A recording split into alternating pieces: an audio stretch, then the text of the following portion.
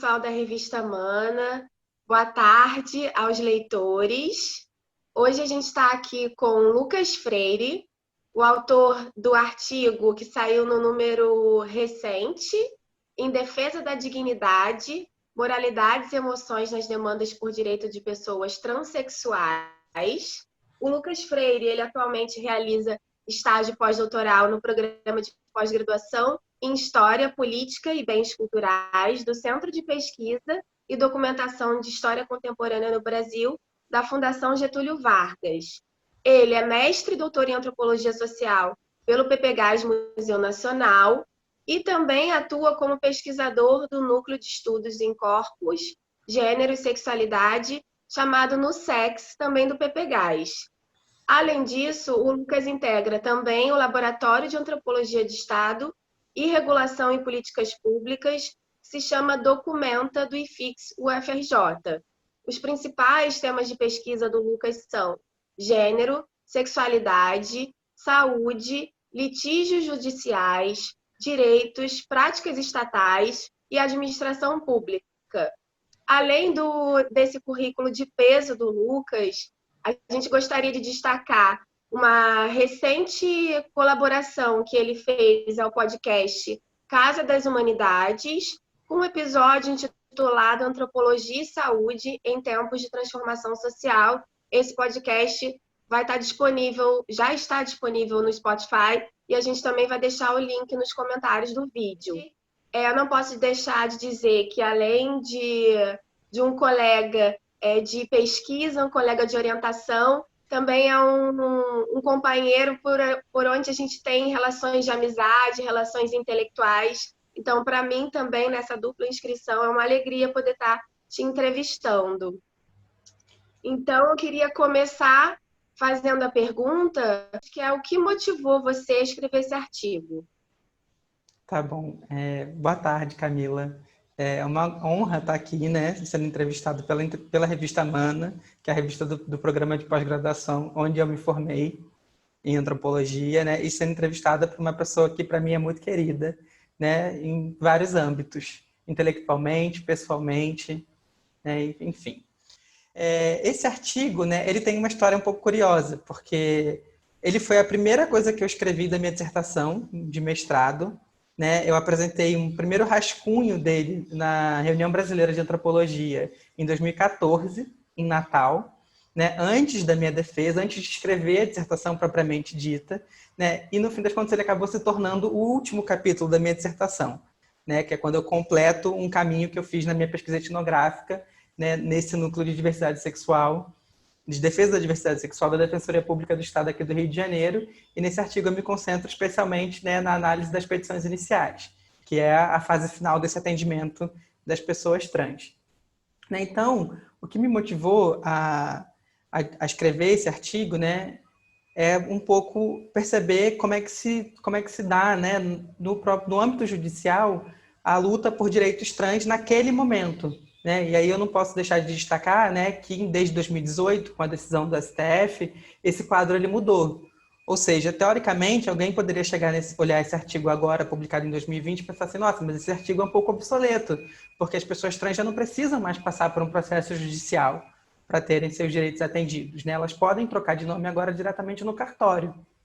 Então, eu fiquei pensando assim, será que realmente ainda é o momento de publicar esse artigo ou não? Mas depois, olhando novamente para os meus dados, olhando novamente para essas dinâmicas, eu pensei que, ele ainda é importante como um marco histórico, né? Ele apresenta uma história da luta pelos direitos trans, e para além disso, né, como eu discuto um pouco ao longo do artigo, essa forma de lutar por direitos, né, que tem como a empatia, a sensibilidade como pedras angulares, né, como pontos chaves da defesa de alguns direitos, ela não se limita ao direito de pessoas trans, mas ela se espraia para várias lutas, né, por direitos em diferentes campos. É isso que me motiva a achar que esse artigo ele ainda é válido nesse momento, ainda que o seu contexto, né, etnográfico / empírico ele já não seja mais o mesmo, né, de quando eu fiz o trabalho de campo lá em 2014, há 6 anos atrás. Então, Acho que é isso, assim, acho que o que me motiva é pensar que ele pode ser, ele, né, ele extrapola, os seus resultados eles extrapolam esse campo específico, né, do gênero, sexualidade, e ele pode ser, servir de inspiração para várias pessoas, né, em vários campos, entenderem como é que se dá a luta por direitos, né, e pelo reconhecimento desses direitos. Perfeito, Lucas. Eu achei muito interessante isso que você disse, sobretudo porque o material que a gente produz, ele, independente da configuração política, ele é um registro, né, de um momento histórico. Foi um momento histórico também aonde essa luta pelo registro do nome também não é algo banal, né? Também era uma transformação muito grande. E no atual contexto político que a gente se encontra, a gente nunca sabe também o que foi construído e o que pode, de repente, ser desconstruído. Então, sobretudo quando é um processo muito recente. E a segunda coisa que eu acho interessante de pontuar é porque na sua tese de doutorado você migrou para a área da saúde, né, para o direito à saúde, por recursos, por pessoas que estão lutando por recursos públicos à saúde. Então, também existe esse paralelo de uma pessoa, de um antropólogo, um pesquisador, que está pensando o Estado a partir de uma política pública específica e que também vai encontrar, talvez, esses mesmos elementos, empatia, precariedade, né, dificuldade de acessar determinados direitos em outro balcão, né, se a gente for pensar nos termos da Negra Lugones, né, em outro balcão do Estado. Então, se você também pudesse falar um pouco sobre essas conexões entre um objeto de pesquisa, né, entre uma área da sua pesquisa e a sua tese de doutorado, também eu acho que seria interessante. Sim, eu costumo dizer que, na verdade, eu comecei a pesquisar o direito à saúde já desde o mestrado, né? Ainda que não fosse o campo, né, mais evidente da minha pesquisa, né, é preciso lembrar que boa parte desses direitos, né, da argumentação desenvolvida em favor da defesa dos direitos de pessoas trans, ela está fortemente ligada à patologização dessa condição, né? E isso é um debate feito pelo movimento social, né? Você tem diversas posições distintas, né? Mas, por exemplo, o Guilherme Almeida, né, que é um professor da Universidade do Estado do Rio de Janeiro, ele argumenta que não é possível simplesmente despatologizar, né? Especialmente aqui no Brasil, porque você não tem serviços públicos, né, de qualidade voltado para as pessoas, para o atendimento, né, das demandas de saúde das pessoas trans, como hormonização, né, o acompanhamento endocrinológico, psicológico e tudo mais.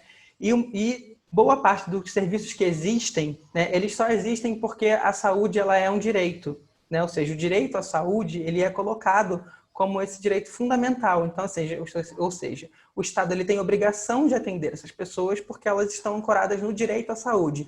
Então, se você simplesmente, né, se você só despatologiza as identidades trans, que é uma coisa que precisa ser feita, mas precisa ser feita com atenção ao cenário político, o que pode acontecer, e o que se a gente for para pensar na história do Brasil, o que vai acontecer, é que essas pessoas vão ser simplesmente abandonadas à própria sorte. Né? Eles vão fechar os serviços e falar assim, bom, se não é um problema de saúde, então o Estado não tem mais nenhuma obrigação de prover absolutamente nada para essas pessoas. Então, quem quiser que se vire por conta própria. E esses serviços são todos muito caros. Então, né, além disso, né, boa parte do direito, especialmente que eu me foquei no direito à troca de nome e sexo no registro civil, né? Parte desse direito também está ancorada no direito à saúde, né, que é o direito de viver dignamente. Então, até isso fazia parte disso, do que era chamado de uma terapêutica, né, para a transexualidade. Né? O bem social, que é o nome, que é a troca de nome, ele é colocado como parte de uma terapia. Então, eu costumo dizer que o direito à saúde ele começou a me chamar a atenção desde o mestrado. No doutorado, eu fiz uma migração mais, né, eu fiz uma virada mais complexa para esse objeto, que aí eu não me concentrei mais nas demandas relacionadas de pessoas trans, mas em demandas em saúde em geral, num contexto de crise, né, em que a precariedade começou a atingir de maneira generalizada, né, especialmente no contexto da crise da saúde do Rio de Janeiro. Então, isso é um pouco a trajetória dos meus objetos. Né? Então, eles não têm uma ruptura, eu diria assim, acho que tem mais uma continuidade nos meus interesses de pesquisa. Né? Tanto que eu continuei na Defensoria Pública, porque eu entrei, né, eu fui fazer um trabalho de campo na Câmara de Resolução de Litígios de Saúde, mas a minha entrada se deu através de defensores públicos, que sempre foram meus atores, né, meus principais interlocutores aí ao longo das minhas pesquisas na pós-graduação. A outra pergunta que eu queria te fazer é como esse artigo ele se articula à sua trajetória de pesquisa, que de certa forma você já falou um pouco agora, né? Mas se você pudesse dar mais elementos, até sobre a sua tese de doutorado, né? Vou contar um pouco do contexto, né, para ver se eu consigo fazer um amarrado interessante. Né? Em 2014, né, eu comecei o mestrado em 2013, né, e em 2014 eu estava aí no segundo ano fazendo campo, escrevendo dissertação e tudo mais. Nesse contexto, era um contexto em que o programa Rio Sem Homofobia ele estava no seu auge do financiamento. Não, oferecia muitos serviços. Inclusive, o núcleo de diversidade sexual, ele foi, dentro da Defensoria Pública, ele foi criado como parte, né, de um caderno de metas assinado pelo governo do Estado em relação às políticas, né, de promoção dos direitos LGBT e do combate à homofobia. Então, você tinha aí não só esses núcleos, mas você tinha também a atuação de laboratórios de pesquisa, dos quais eu mesmo fiz parte. Né? E isso foi tudo no período entre o final da minha graduação em Ciências Sociais na UERJ e o início do mestrado no Museu Nacional. Né? E no final da minha graduação, eu comecei a fazer parte, né, eu e uns outros amigos, e a gente estava num coletivo LGBT, que era o Colorir. Né? E num dos eventos, a gente chamou a defensora pública, que na época era responsável pelo núcleo, né? E aí foi uma primeira aproximação com ela, né? Especificamente com quem veio se tornar a minha principal interlocutora durante a pesquisa do mestrado. Né? Só que aí, então, assim, já desde esse momento no coletivo, né, que os meus interesses de pesquisa eles se juntam com os meus interesses de militância, né? Porque eu comecei a pesquisar especificamente direitos LGBT. Né? Eu cheguei a escrever um outro artigo também com um outro amigo sobre a criminalização da homofobia, né? Lá em 2011, numa época em que se acreditava que a criminalização da homofobia ia ser né, uma panaceia para o movimento LGBT contra a homofobia e tudo mais. Então, assim, eu vou migrando um pouco, né, esses interesses, e aí eu chego nesse núcleo de diversidade sexual para fazer pesquisa, e aí, de repente, né, o que eu me deparo é que a maioria, né, tipo, 90% dos casos que estavam sendo atendidos ali eram casos de troca de nome e sexo de pessoas trans. Aí eu falei, bom, se essa é a principal demanda, então isso tem a ver com um momento político em que estamos. Né? Então você tinha aí uma visibilização, né, e um certo comprometimento de atores, né, do judiciário, de atores do executivo, de atores do legislativo, atores estatais em geral, né, comprometidos com essa causa, né, como colocaria o Luc Boltanski, né, comprometido com uma causa de defesa dos direitos LGBT e do combate à homofobia. Né? O que a gente sabe é que atualmente em 2020 o programa já foi todo praticamente desmontado. Né? Ele foi sendo sucateado, seu financiamento foi cortado, né? Mas em 2014 você tinha o auge dessa política de Estado, especialmente no Rio de Janeiro. Né? Então, a minha pesquisa ela se insere num bojo de várias pesquisas que foram fomentadas por essas políticas, né? Porque aí vários, não só antropólogos, mas assim, vários estudantes de pós-graduação em Direito, né, se voltaram para esse tema, porque era um tema que estava, né, sobre holofote. Né? Então, assim, eu não tenho como desvincular, por exemplo, esse artigo, que é produto dessa pesquisa, de uma trajetória, né, pessoal e, ao mesmo tempo, né, política mais ampla, que me atravessa. A luta por direitos ela foi sempre um tema que me mobilizou muito. Né? E aí, esse tema especificamente desse artigo sobre as moralidades e as emoções, ele se insere muito no que eu percebo como uma certa política do fazer direitos, né?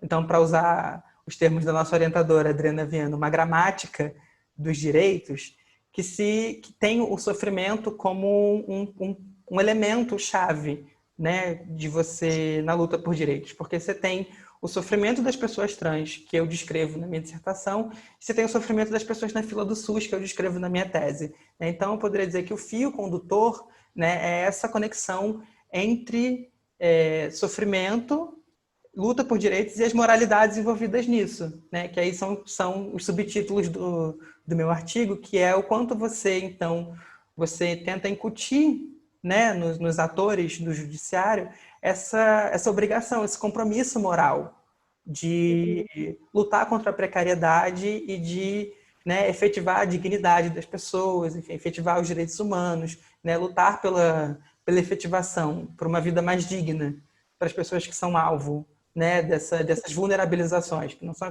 né, que são pessoas que são vulneráveis, são pessoas que são vulnerabilizadas pelas condições políticas, né, que o Estado impõe. Mas enfatizar esses dois pontos, né, que você soube articular tão bem, que é o plano dos direitos com o plano da gramática do sofrimento, né? Ou seja, a gente vê que a gente estava numa situação muito complexa, densa e paradoxal, em face de, para obter um direito, independente de onde você estiver, né, nesse mapa de busca de recursos, de busca de recursos sociais, de serviços sociais, a gente tem que acionar, né, os nossos interlocutores têm que acionar uma gramática do sofrimento. Então, esse paradoxo entre o que seria algo constituído, né, algo de direito de alguém, e esse algo está distante, e o caminho para alcançá-lo é um caminho de batalha, é um caminho de exposição de si, é um caminho de precariedade, um caminho muito tortuoso, né, dessa busca, né, por recursos que são recursos que não precisariam ser ofertados de forma tão dificultosa. E isso foi num contexto, né, de crise. E se a gente for imaginar, por exemplo, essa situação no contexto atual, aonde a gente tem falas muito intensas relativa à redução do Estado, né, na vida das pessoas, a redução da contribuição do Estado em serviços tão básicos como esse que você estudou, saúde, eu acho que são pontos de reflexão que, pelo menos, a gente espera que essa entrevista possa ter contribuído um pouco para despertar o interesse dos pesquisadores que atuam nessa área e daqueles também que não atuam, que possam se inteirar desse debate. Então, eu queria aproveitar para dizer, né, fazer esse encerramento e para agradecer mais uma vez ao Lucas Freire por ter nos cedido um pouco do seu tempo para fazer a aparição na revista Mana. Muito obrigada, Lucas, e eu vou deixar esse espaço final para se você quiser falar mais alguma coisa. Não, eu agradeço muito o convite da revista Mana, assim, acho que a entrevista foi super produtiva, né? Espero mesmo que a gente consiga mobilizar esse material aí para manter, inclusive, a luta em defesa do SUS, né? Que eu acho que nesse momento ela é fundamental. A gente não pode abrir mão do SUS de maneira alguma, né? Porque se a gente já está numa situação precária com ele, sem ele a gente pode né, afundar um pouco mais aí nesse buraco. Né? E que também contribua para um debate político, né? Especialmente para os atores que estão envolvidos, né, lá no cotidiano da burocracia, especialmente da burocracia do judiciário, uma ideia de que, né, direitos não são dádivas, né? Eles não precisam ser concedidos como dádivas. As pessoas não precisam se expor, né, e se colocar numa condição de vitimização para que você tenha pena delas e conceda esses direitos, né? Eles precisam ser intitulados a todos os sujeitos, independente das suas condições, né? Então era com essa mensagem que eu gostaria de encerrar a minha participação aqui né? E agradecer mais uma vez a equipe da revista Mana, né, por se manter produzindo e publicando artigos de extrema qualidade, mesmo com todo o ataque que a ciência tem sofrido no Brasil, né, especialmente as ciências humanas, né, os cortes de financiamento. Então, sabe, agradecer de coração a todos os editores, os assistentes editoriais, né, agradecer a você por essa entrevista, né, e agradecer esse espaço de fala que eu estou tendo. Obrigado. Muito obrigada, Lucas. Obrigada, pessoal. Aguardem os nossos próximos posts, nossas próximas entrevistas nos nossos sites. Obrigada. Até mais.